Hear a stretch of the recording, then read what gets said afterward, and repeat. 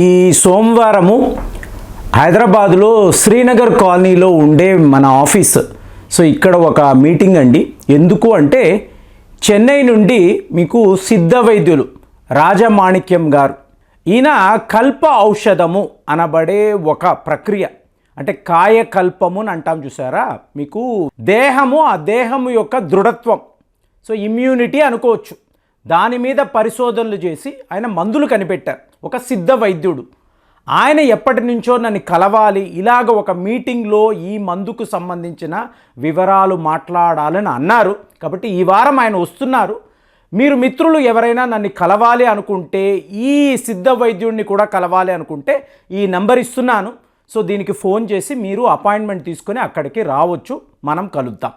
ఇప్పుడు చూడండి, థాయిలాండ్ యొక్క రాజధాని బ్యాంకాక్. ఇప్పుడు ఈ బ్యాంకాక్ అనబడే నగరాన్ని అలా విడిచిపెట్టి, అంటే ఫ్యూచర్లో థాయిలాండ్ యొక్క రాజధాని బ్యాంకాక్ కాదు, అది ఒక నగరంగా ఉంటుంది, ఒక ఫైనాన్షియల్ క్యాపిటల్ అనుకోవచ్చు, అలా ఉంటుంది. కానీ ఇంకొక రాజధానిని నిర్మించే ప్రయత్నాలలో థాయిలాండ్ వాళ్ళు ఉన్నారు. ఎందుకండి?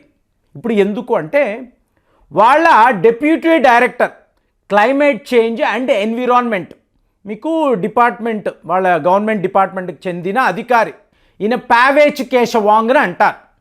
సో ఇప్పుడు ఈయన ఏమంటున్నారంటే, ఆల్రెడీ మా రాజధాని మునిగిపోయే సిట్యువేషన్లోనే ఉంది. సో మీకు పెద్ద పెద్ద బండరాళ్లను తీసుకువచ్చి అక్కడ మనము స్ప్రెడ్ చేద్దామా? ఇప్పుడు నెదర్లాండ్స్ అనేది, ఇంకా ముంబైకి వెళ్ళారు అనుకోండి, పెద్ద పెద్ద బండరాళ్లను వేస్తారు. జపాన్లో కూడా మీరు ఇది చూడొచ్చు, అంటే ఒక సునామీ వచ్చినప్పుడు ఆ నగరంలోకి రాకుండా ఆపడానికి ఒక ఏర్పాటు. సో అలా కూడా అనుకున్నాము, కానీ బ్యాంకాక్ అనబడే నగరమే మునిగిపోయే పరిస్థితి. కాబట్టి మునిగిపోయే నగరాన్ని మనం రాజధాని అనలేము కదా. కాబట్టి మేము మా క్యాపిటల్ సిటీని మార్చే ఆలోచనలో ఉన్నాము. బ్యాంకాక్ మీలో ఎంతమంది వెళ్ళుంటారు? ఎంత అద్భుతమైన సముద్రము! మీకు ఆ సముద్రము ఒక్కసారిగా అక్కడ ఒక సునామీ వచ్చి బ్యాంకాక్ మునిగిపోతే పరిస్థితి ఏమిటి? ఇది మీకు కేశవాంగ్ పదే పదే చెప్తున్నారు. కాబట్టి వద్దు, ఎన్ని ప్రయత్నాలు చేసినా కుదరదు. సముద్ర మట్టము ఇలా పెరుగుతూ ఉంటే దానిని మనం ఆపలేము కదా. కాబట్టి బెస్ట్ ఆప్షన్ ఏమిటి? మీరు ఆ నగరాన్ని అబాండన్ చేసేసి ఇంకొక నగరాన్ని నిర్మించుకోండి, దానినే మీ దేశం యొక్క రాజధాని అని చెప్పండి. చూడండి ఎంత విచిత్రంగా ఉందో. ఇక ఇండోనేషియా అన్నారు అనుకోండి, ఇండోనేషియాలోనే కదా అతిపెద్ద సునామీ వచ్చింది, మనం అందరం చూసాము, లక్షల మంది చనిపోయారు. అలాంటి ఇండోనేషియా యొక్క రాజధాని జకర్తా. ఇప్పుడు ఈ జకర్తాని అలాగే ఉంచి, ఎందుకంటే జకర్తా కూడా రేపు మునిగిపోయే అవకాశం, సో దానిని అలాగే ఉంచి నుసుంతారా అనబడే కొత్త రాజధాని వాళ్ళు ఆల్రెడీ ఇనాగరేట్ చేసేసారు. అంటే వీళ్ళందరికీ తెలుసు, సముద్ర తీరాలలో ఉండే నగరాలు ఎప్పుడో ఒక సందర్భములో ఒక సునామీ అనండి, లేదా సీ లెవెల్స్ పెరగడము, global warming, climatic change, El Nino, La Nina, ఏవైనా చెప్పండి. ఇప్పుడు ఇదంతా సైంటిఫిక్గా శాస్త్రవేత్తలు, నాసా వాళ్ళు పెద్ద పెద్ద శాటిలైట్స్ వేసుకొని గమనించి మనకు ఆ దేశానికి రిపోర్ట్ ఇవ్వడము, ఇదంతా మనం చెయ్యగలమండి. కానీ సముద్రాన్ని మీరు ఆపగలరా? ఇప్పుడు మనము ఇండియన్ ఓషన్, హిందూ మహాసముద్రము అంటాం, ఇంకా అటు వెళితే పసిఫిక్ ఓషన్ అంటాం, ఇంకొక వైపు అట్లాంటిక్ మహాసముద్రము, Mediterranean sea, black sea, Arabian sea, ఇన్ని పేర్లు పెడతాం కదా. కానీ నీరు నీరే, సముద్రము సముద్రమే. దీని మధ్యలో మీరేమైనా గోడలు కట్టగలరా? లేదు కదా. ఇది మానవుడు చేసే విభజన. నీ దేశము వేరు, నా దేశము వేరు, ఇది హిందూ మహాసముద్రము, నాది సౌత్ చైనా సీ. వాడు చెప్తాడు ఆ నీటికి ఆ తేడా ఉంటుందా? మీకు అక్కడ ఒక బౌండరీ ఉంటుందా? మీరు ఒక చైనా వాల్ని నిర్మించగలరా? ఇంపాసిబుల్ కదా. సో ఇవాళ మనము, అంటే వాస్తవంలోకి వస్తే యువకులు ఎంతోమంది చూస్తూ ఉంటారు, ఇదంతా ఏమిటి అంటే ఈ అనంత బ్రహ్మాండంలో ఆ ప్రకృతి మాత యొక్క దయాదాక్షిణ్యాల మీదే మనము బతుకుతున్నాం. ఇవాళ నాసా వాళ్ళు ఒక శాటిలైట్ పెట్టి వాళ్ళ శాస్త్రవేత్తలు చెప్తున్నారు, ముంబై అనబడే నగరము, అంటే 1990 నుంచి 2020 వరకు వాళ్ళు ఒక డేటా తీశారండి.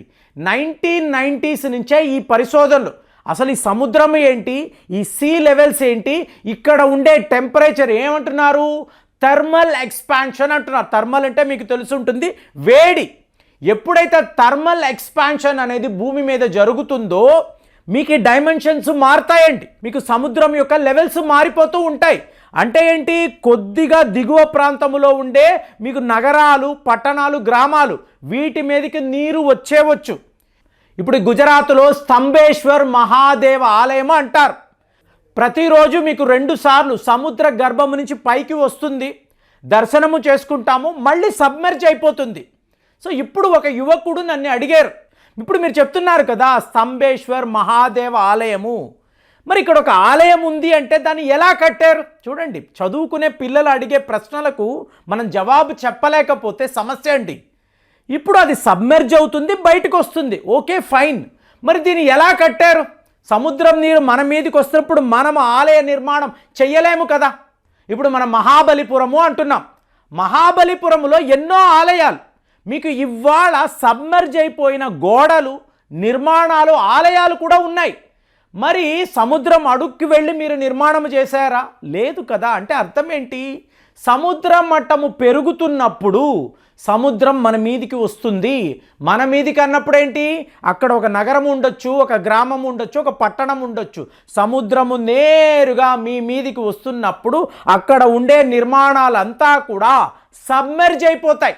అంటే ఆ రోజుల్లో గుజరాత్లో ఈ ఆలయము కడుతున్నప్పుడు సముద్రం వెనక ఉండేదండి. కాబట్టి వీళ్ళు చక్కని ఆలయాన్ని కట్టారు. మెల్లమెల్లగా సీ లెవెల్స్ పెరగడము, మీకు ఈ సముద్రము నేరుగా ముందుకు రావడము, ఈ ఆలయము సబ్మెర్జ్ అయిపోవడం.